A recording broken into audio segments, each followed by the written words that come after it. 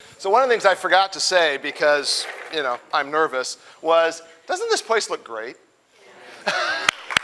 I just wanted to, one of the amazing things about this church is that just every so often decorations appear. And you don't know why, but someone came here and did all this work.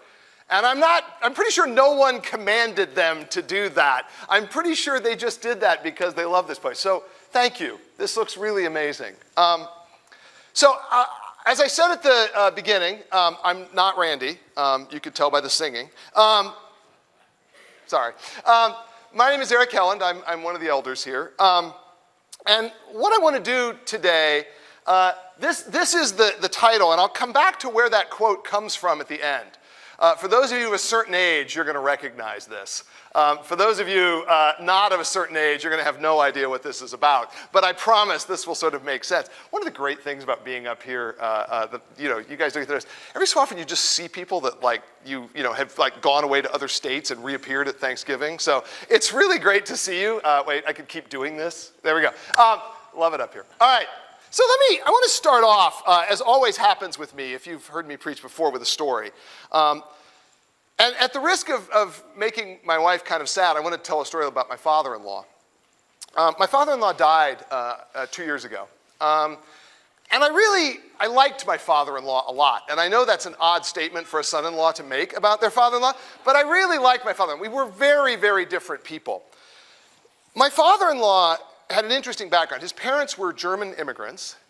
They came to the United States, and as happened in the 1920s, he was born in 1927, and as happened in the 1920s, they had sort of gotten a toehold on the middle class by the time he was born. They, if I remember correctly, had a car dealership and a farm, and they lost it all in the Depression. And as often happened, they just kept sort of sinking sort of into poverty. And by the time he was a young boy, they were essentially sharecroppers. They were laboring on other people's farms. They had still sort of held on to a house, but that was sort of all they had. They already had one son who had epilepsy, no treatment in the 1930s for that. And so my father-in-law, who was a young boy, 6, 7, something like that, was working one day in the field, fell off a wagon which ran over his leg at the knee and crushed it. And in the best 1930s medicine, all they could do was just fuse the leg in place. So they couldn't basically have 2 disabled children. They were too poor. And so they basically sent him off to some distant relatives in St. Louis, where he worked in a floral shop where at least he could sort of earn his keep. So my father-in-law finds himself kind of in his childhood basically a disabled foster child from an impoverished background. And in 1944 or 5, when he turns 18, he tries to enlist. And the family story is that there's about 5 recruitment officers for various branches of the military that notice in 1944 or 45 that he can't bend his leg. And so they don't let him in. And he's unable to sort of enlist. So he goes through the war not being able to sort of enlist in the army. The war ends in 1946. And basically what that means is that he doesn't have access to the GI Bill. So he scrapes together enough money, and this is where the story takes a bit of a turn. The story takes a turn because my father-in-law goes to trade school. He becomes a mechanic. He meets a woman named Betty, my mother-in-law. They get married. They have kids. They buy their first house. They buy their second house. And another amazing thing happens along the way with children and jobs and sort of that kind of American dream as he gradually progresses. Modern medicine starts to figure out what to do with his injury. And so in the 1970s, he gets a little mobility back. In the 1980s, he gets a little more. And by the 90s, he really has complete use of his leg. He can walk again. He is no longer disabled.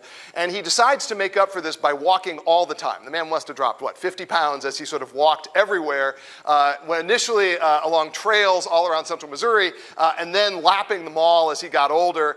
The man was the sort of fittest 80-year-old you've sort of ever met. And I tell you this inspiring story because you would think if ever there were a man who looked at the past and said, I'm glad that's over, and looked forward to the future and said, the future looks bright. This is where I want to go. This is amazing. You would think it would be my father-in-law, and you would be wrong. My father-in-law was the most nostalgic individual you have ever encountered.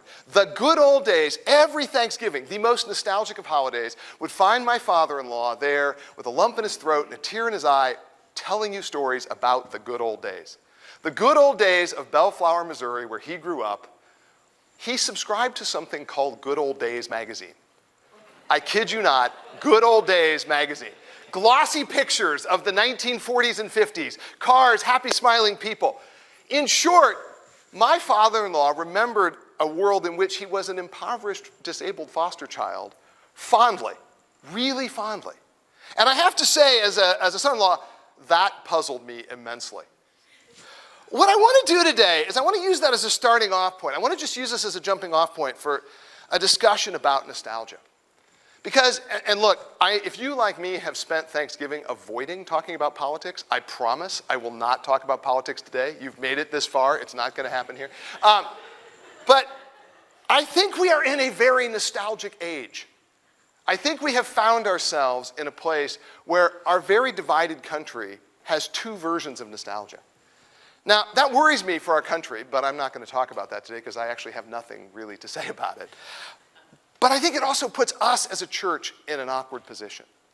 Because I think we're going to have to deal with this nostalgic age, that our work in the kingdom is going to require us to figure out how to deal with that nostalgic age. And so that's what I want to talk to you about today. I want to talk to you a little bit about nostalgia. I want to start with, and Jim's absolutely right. This is one of these that in Ecclesiastes 7:10, which translation you read has a lot to do with whether you have any idea what's going on in this particular chapter. But I won't want to read all of it, but I just want to read a little bit of this again. This is Ecclesiastes chapter 7, verse 10, and it says, "Do not say, 'Why were the old days better than these?' For it is not wise to ask these questions. Wisdom, like an inheritance, is a good thing and benefits those who see the sun. Wisdom is shelter, as money is shelter.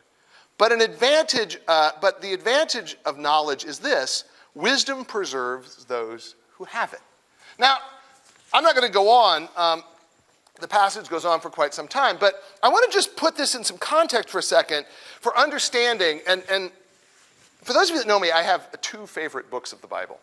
This might be an odd statement to make. My first favorite book of the Bible, no one is allowed to yell this out, is of course the book of Job, which I am pretty much obsessed with, and all conversations eventually end up in Job. I'll be honest with you, the reason I'm obsessed with Job is that's my stumbling block. I don't know what your stumbling block to faith is, but my stumbling block is the very thing that Job deals with, which is, why do bad things happen to good people? That's, to me, a tremendously difficult sort of thing to get over in my faith, and I'll wrestle with that probably all of my life. And Job doesn't really give me an answer. Job basically says, in fact, you don't get an answer. But what Job does do is say, it's okay not to be happy about that. And that's what I love about the book of Job. That has nothing to do with the sermon, but it's just important that I always mention Job whenever I stand in front of a group of people. The second thing, though, is my second favorite book is the book of Ecclesiastes. Now, the book of Ecclesiastes is a funny one, because if the question of Job is, why do bad things happen to good people? The question of Ecclesiastes is, what happens when everything you want isn't enough? Now, I stole those two. They were titles from a book that a rabbi wrote in the two books in the 1980s that my father gave me when I just got too obnoxious about asking questions. Here, take these, go read these, go away. But both of those books have stuck with me sort of 30 years later, because the second one is not my stumbling block, but it's an important question. Because what it says effectively is, if you got everything your heart desires, everything you ever wanted, would you be happy? Would it be enough? And the answer, as you correctly said, is no, you wouldn't. And so in this odd situation, the author of Ecclesiastes, the teacher, we attribute it to Solomon, but it doesn't say, it's the teacher. But the teacher is clearly a man of wealth and position and importance who says, I've lived all that, and it doesn't get you what you want. Now, I imagine that if that were the end of the book, this would not be my second favorite book, right? That is really a depressing statement if you think about it. Congratulations, there's nothing in this world that will make you happy in the long run. Good luck, right? That's actually probably not it. But of course, what we know that the teacher did not is there is a hope beyond this, right? We know something the teacher didn't know. You remember a couple weeks ago, Randy asked, what's the answer? And someone yelled, Jesus. The answer to this one is Jesus, right? That's the answer, right? That the teacher didn't know this, and we do. So we have a hope the teacher didn't. The reason I mention this is I think it gives us a hint about why verse 10 is so against nostalgia. Now, I'm going to use nostalgia in a particular way in this sermon. Nostalgia means a longing for an idealized past. I actually think that's too narrow I need another word. Unfortunately, I don't have another word in English. The word I need is a longing also for an idealized future. We don't really have a word like that. The Germans have a word for that, but the Germans have a word for everything. So it's a little unfair, right? But we need a word for both. So I want to use nostalgia more broadly, a longing for this idealized past or this idealized future. I think the interesting thing to me is that Ecclesiastes seems to be saying, don't be nostalgic. Don't long for the good old days. Don't long for the past. Why? What's wrong? Here's my thought. My thought is this. I don't think we can handle remembering every slight or trauma from the past. I just think that we have been made to forget. Think about those moments in your past, right? My dad for years worked with vets with PTSD. This is an illness in which you can't stop remembering.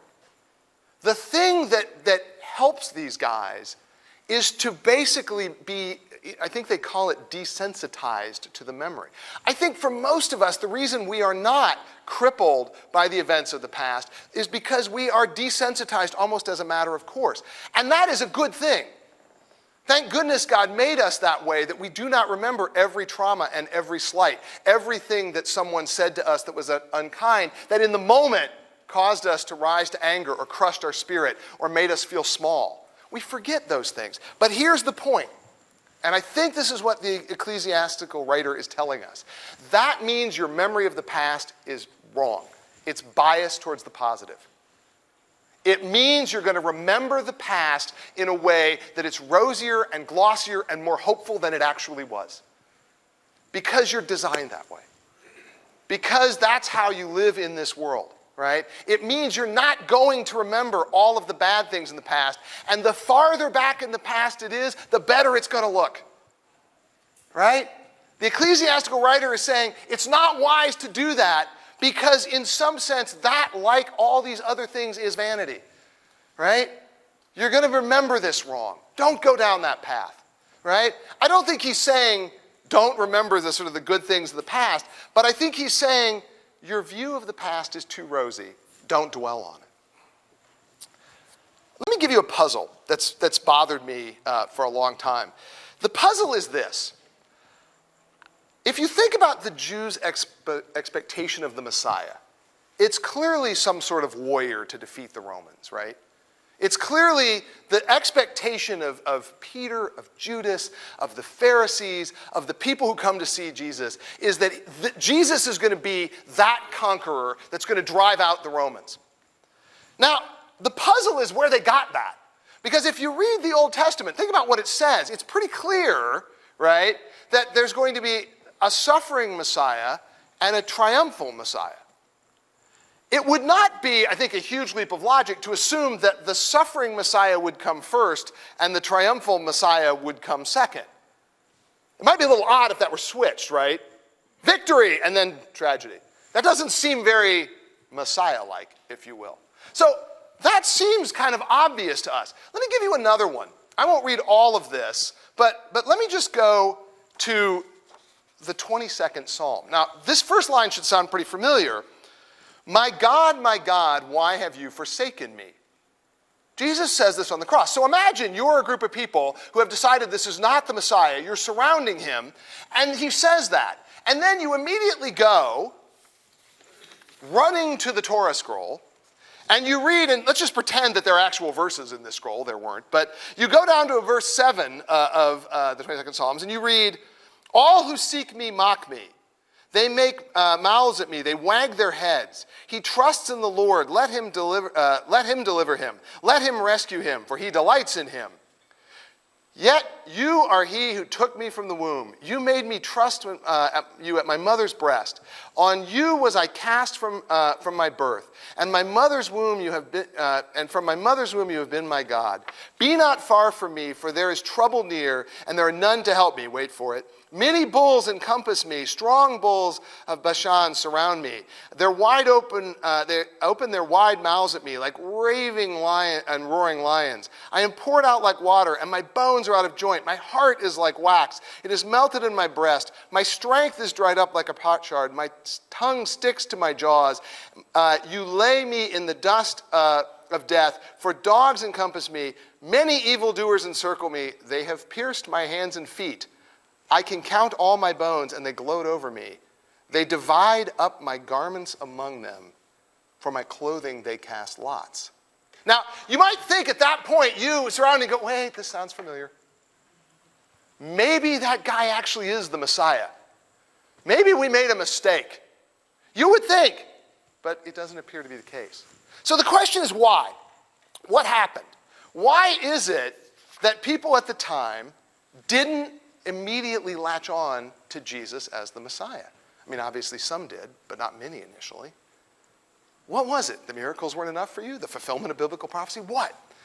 My answer to you is nostalgia. But to understand the nostalgia, I think you need to understand something that's kind of missing from the middle of our Bible. Here's the thing. There's a whole set of books that are in, say, the Catholic Bible. We call it the intertestamental period. But it's a little bit of a cheat because we name it that because we actually don't think there's any testimonials in it. That's sort of what we call it. I don't know if there's any testimonials in that or not, but what I do know is there's a history of the period from the end of the Old Testament up to basically John the Baptist. And that period is going to be really important. Here's the thing. Basically, when we end the Old Testament, Malachi is under Persian rule. And then when we have silence, and we fast forward, and we have John the Baptist crying in the wilderness under Roman and the rule of Herod. What happened in between? Well, to understand that, there's two books that are kind of useful. They're called 1st and 2nd Maccabees. Now, they're not in your Bible, but you can find them online pretty easily, or you can ask Fred about them. Thanks, Fred. So, the 1st and 2nd Maccabees tell a story. The story is basically the struggle against a Syrian king. Now, to understand what happens, basically what happens is Alexander the Great. Alexander the Great was a Macedonian general and conquering Greek who basically took over the Eastern Mediterranean and basically creates this enormous empire. And when he dies, his empire is divided up among different people, among different rulers. But unlike the Persians that they replaced, they are not particularly religiously tolerant. In fact, their view is, if you're not Greek, you should be, right? And so the Syrian king at this time is a very Hellenized figure, and he fights a war in Egypt, and he loses out to another rival, largely due to Roman help, and so he turns his attention to Judea. And what he decides to do is make sure that everybody there is Greek. And he encounters someone named Matthias just outside of Jerusalem. And he orders Matthias, who's the priest of this village, to sacrifice a pig to the Greek gods. Not a good move. It begins a 25-year rebellion. The rebellion goes by the name of the Maccabee Rebellion. Maccabee is Hebrew for hammer. And the 5 sons of Matthias basically fight a 25-year rebellion against the rule of this Greek-Syrian king, Antiochus. In the end, they are victorious, although most of them are killed, and the last remaining brother, Simon, is triumphantly ushered into Jerusalem at the end of this conflict. And as he is ushered in, he rides in on a donkey, and palm leaves are thrown down in front of him in a triumphal entry in. Sound vaguely familiar? He gets there, and he discovers a temple that has been dedicated to the Greek gods. And he cleanses the temple. He drives out the moneylenders, he tears down the idols, and he discovers that there is no remnant of the Jewish faith. So he quickly erects a makeshift menorah, but he needs sacred oil. And the sacred oil has to be blessed, and he finds only one vial. He knows it's going to take a long time to get some new oil, a week. And so what he's going to need to do is he's going to need to wait, but he doesn't want to wait. They've just taken back the temple, and so he goes ahead, dedicates the temple, lights the makeshift menorah, and hopes for a miracle. And for 8 days, the oil, as the story goes, does not run out until new pressed oil can be brought, blessed, to the temple. It might help if the story sounds familiar to know that the word in Hebrew for dedication is Hanukkah. That might be why this is sounding vaguely familiar. Well, if that were the end of the story, you can see the nostalgia, right? A conquering hero who rededicates the temple, enters Jerusalem triumphantly. But as I said, nostalgia is a little fickle. Because, of course, that's not the end of the story. Simon was a fairly wise and religious man, and what he knew was that he was not from the line of David. He was not to rule. But his children, not so scrupulous. And they immediately begin ruling and being the priests. They find a group of Jews who are willing to go along with this. Those Jews are called the Sadducees. And they are willing to sort of support the sons of Simon in their claim. Things go along not well. Brother fights brother. Things sort of rattle along until two brothers end up fighting each other for control of the kingdom. One is viewed as more competent, the other less competent, but the less competent has a trusted advisor. And that trusted advisor turns out to be an Idumean. The name of the dynasty is the Hasmoneans. And the Idumeans are not Jews. But the Hasmoneans, the Jews, have converted the Idumeans to Judaism. Now, if you are a strict Jew, this is not something you are allowed to do. Judaism is not a religion of converts, and certainly not converts to the sword, by the sword. So this trusted advisor, right, Antipater, is not really thought of as a Jew by most people. But he says to his brother, one of the two warring brothers, the would-be king, I have an idea. My idea is, let's ask the Romans for help. Now, you know how the story is going to end. Because the Romans are not UN peacekeepers. They do not come into some place, stay temporarily until the conflict is sorted out and leave. So when the Romans come in, they quickly divide up the kingdom. They think about it for a moment. They say, Antipater, you'd actually be a much better king. Why doesn't your son marry the daughter of one of these Hasmoneans? The son's name was Herod. And he's now the ruler of Galilee. Now, the reason I mention all this is this seems to have been forgotten in the hope for the Messiah at the first stage, right? This seems to be the part that was forgotten. The part that's remembered is the triumphal entry into Jerusalem. That's the part people remember. So I point this out, right, because in some sense, a barrier, I think, to understanding who Jesus was in his own day was that longing and expectation for something. That longing and expectation for this sort of better world. Let me give you a second one, right? Again, I promise no politics, but perhaps it won't come as a huge shock to you to know what side of the electoral divide most of my students are on, right? And so I've gotten a lot of students who've sort of been sending me emails, and we've sort of had email correspondence. And one of the quotes that has come up a lot in this is a quote that actually comes from Martin Luther King. It was a speech he gave fairly late in his life, and the quote he actually got from someone else, but he attributes it. And the quote is, the moral arc of the universe is long, but it bends towards justice.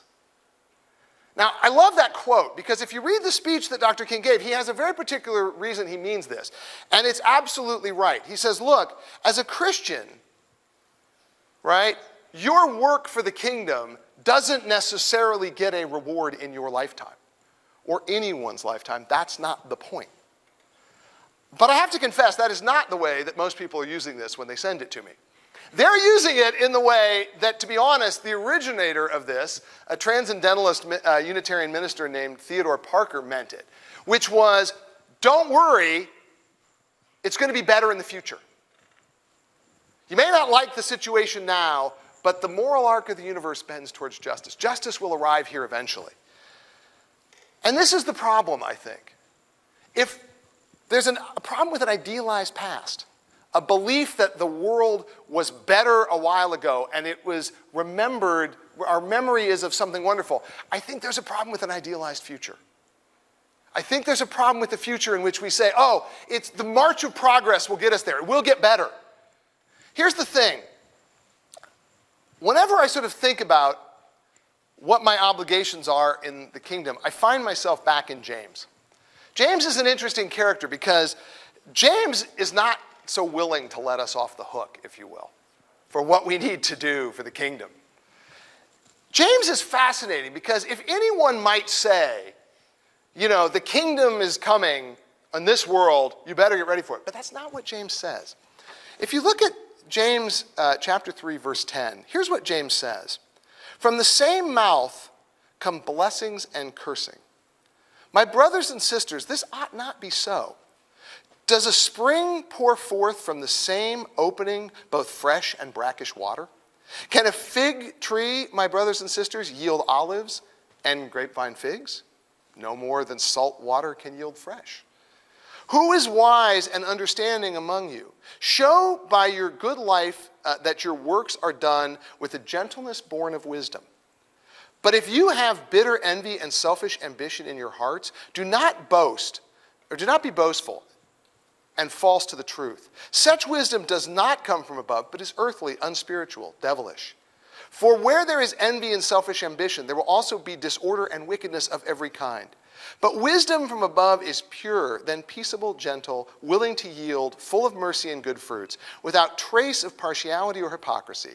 And the harvest of righteousness is sown in peace for those who make peace. Now, I love that quote. I love that quote. But I think it's telling us something really important. It says, no, the moral arc of the universe, right here, right now, in this world, does not bend towards justice, unless the people trying to bend it bend towards God. I think that's what James is telling us, that it starts with us. There's not a grand plan for this world that we can sit back and watch idly. We've got to participate in it. If you want a better world in the future, you don't just wait for it. You pray for it, you work for it, all right? So let me wrap this up then with the following thoughts, which is, how does this apply to us? The brothers and sisters of the Sunny Hills Church of Christ, a fellowship that meets here, a church in a very nostalgic age. I have three thoughts for you. Here's my first one. And it comes from James in some sense. Think local, think small, think us and our outreach. So here's my first thought, right? My first thought is this, right? And it comes from Steve Payton, and I'm just going to tell this one, Steve. So here we go. Steve is a wise guy. He's a very smart man. And I think most of us know this. What you may not know is that Steve's wisdom is often delivered with a sort of wry smile. So I once asked Steve, and for those of you who don't know, I wasn't raised in the Church of Christ. I sort of came to this kind of late in life. And I said to Steve one time, I don't think I understand the Church of Christ. I don't think I understand the Restoration movement. And Steve got a wry smile and he said, well, Eric, you have to understand, people raised in the Church of Christ want to restore the first century church. The issue is that many of them believe that the first century church was the one they were raised in as kids. And I think Steve is I think Steve is exactly right. I think that's a stumbling block for us. Look, Matthew always says that every one of my sermons involves some statement about how awesome Connie is, and this is no exception. But let me start off with a way in which Connie was not always awesome, but simply became awesome. Okay, so here's my way in which Connie became awesome. I was raised in a church that I don't have particularly fond memories of. I was a preacher's kid, and the church was not particularly kind to my family. It did not sort of end well, and I don't have fond memories. So for me, throwing out the church of my youth is not a problem, it's a plus, right? It's not a bug, it's a feature. Connie, by contrast, was raised in a church that she really cared about. It was the Stadium Boulevard Church of Christ, following the first century tradition of naming all churches after the road they were on. And she had a really supportive and wonderful church. That church had other adults that she looked up to who modeled sort of good Christian behavior. It had friends in a youth group that helped her from that transition from being a child to a sort of a woman or an adult that is so difficult for all of us. In short, it was a really good church. And so Connie could be forgiven in some sense for looking at that church and going, I know what we need to do right here. We need to replicate that church. That was a good church. That's what we should do right here, right now. And to her credit, and I say this because I'm the opposite. I'm too quick to abandon sort of traditions and things like that. To Connie's credit, she's been very willing over the years to say, no, that worked in 1983, but that may not work here, and it may not work now, and maybe we need to do something different than what I did. I think that's a fine line for us, right? I think it's a fine line because we have our traditions, and they're important, and they're what sets us apart. But what we don't ever want to be is nostalgic, right? We don't ever want to be nostalgic. We're not preserved in amber. We're part of the kingdom, and the kingdom is forward-looking. Let me say a second one. My second one is, well, let's just talk about Facebook for a minute. Here's the issue with Facebook, and I think that I just want to highlight this for us for a minute. We live in an age with a tremendous amount of information. Now, this is going to sound a little hypocritical because I'm not actually on Facebook. But bear with me. Here's the issue, I think. If you went back, say, 30 years, you would have no idea what my opinions were on cats. You wouldn't know. If you were a devout cat lover or a cat hater, you would have no idea which camp I am in because it would not come up in conversation. And if you and I decided to have a conversation about cats, and I looked into your eyes and we began talking about this, or maybe I should, if I looked into your eyes and I began talking about this, right? If I had a different opinion than you, I would temper it because I like you. Because I'm not going to just hold forth. I think one of the problems with social media is that it makes our differences seem more extreme than they are. Because we're not tempering what we're saying as we would in a conversation with another human being. I think we feel more divided than we actually are. We appear more strident. So I think one of the things we have to deal with as a fellowship is to say, how do we come together when we know we disagree? And we not only know we disagree, we know we disagree about everything from politics to cats. Right? How do we build that together? I think that's a struggle for us, right? It's interesting that it was a struggle in Corinthians and in the first century, not because they had social media, but because they lived so close together. Funny thing, I've noticed Eric has no cats in his house. Do you not like cats? Right? It's quite possible that we have actually come back with all of this information to the first century, but it's going to mean we're going to have to be really sensitive. We're going to have to ask if these differences really matter. Okay, here's my last point, and then I'll wrap up and I'll explain the title of the sermon, which is, I know, what you've all been waiting for. Here's my last point. Randy's been preaching a wonderful set of sermons the last few weeks. I've really liked them. But my favorite has been Zacchaeus, the Zacchaeus sermon a few weeks ago, because it's very, very important to me that Jesus might be shorter than I am. So, you think I'm kidding. What I loved about that was I had never read that story in that way. Right? The idea that Zacchaeus might be the one who is righteous really got me thinking about this. And as I sort of prepared this sermon, I kept coming back to that sermon. Because here's the thing. I think the interesting thing about Zacchaeus is that he fits perfectly well in the law, as Randy described. He's not violating the law by being a Roman tax collector. What he's violating is the nostalgic vision of the people around him. The Pharisees had a vision of the Messiah that came from a liberation that they were part of 150 years earlier. Zacchaeus doesn't fit that. Here's the lesson, brothers and sisters. Whether you're nostalgic for the future or you're nostalgic for the past, you're going to leave people out of your vision. You are. That's what nostalgia means. You're going to leave people out, and the kingdom doesn't leave people out. And this is not just a cry about diversity. It's not just a cry about our changing. It's a cry basically to say, whatever side you're on our divide, there are people on the other side who need to hear the gospel, who need the kingdom. And if you have a nostalgic vision, you're going to leave them out. You are. Because they don't fit with your sort of idealized world, either the idealized world of the past or the idealized world of the future. The kingdom is in the moment. It's one human being, one person, one moment. That's the only way forward. Thank you. Look, I've gone on too long. We've got like 10 minutes left before, well, no, we're 5 minutes past when I was supposed to stop talking. But let me leave you with this. What is this quote? Here's the idea. If you were raised in the 80s, what you know is that for about 8 minutes, the author of this song, Billy Joel, seemed to have been happy. He was angsty, then he was happy, then he went back to being angsty again. This song was one of his songs from sort of the 1980s, and the quote basically is, the good old days weren't always good, and tomorrow ain't as bad as it seems. What I love about that quote is, I think it actually describes how we as a fellowship, as a body, should go forward in our divided, nostalgic age. Safe in the knowledge the good old days weren't as good as we remember them, and that tomorrow presents a lot of opportunities to do the work of the kingdom. Opportunities that weren't here 10 years ago, 20 years ago, 30 years ago. We just heard a presentation about a radio station that reaches the entire planet with the gospel and is now going to warn people about tsunamis. That's amazing. It's amazing.